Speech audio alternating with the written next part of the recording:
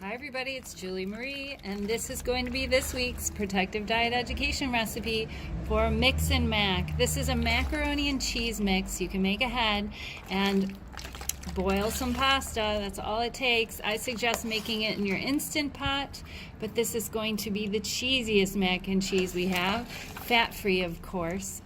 And you can add your own mix-ins, whatever you choose. Peas, you could add kale, you could add Brussels sprouts, whatever you've got going on.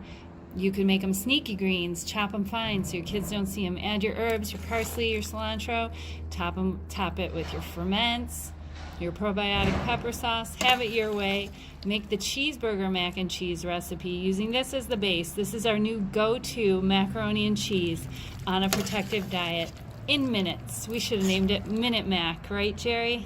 Yep. It's so delicious. Can't wait to have this in your workplace for wellness. Neither can I. Take care. Best of health.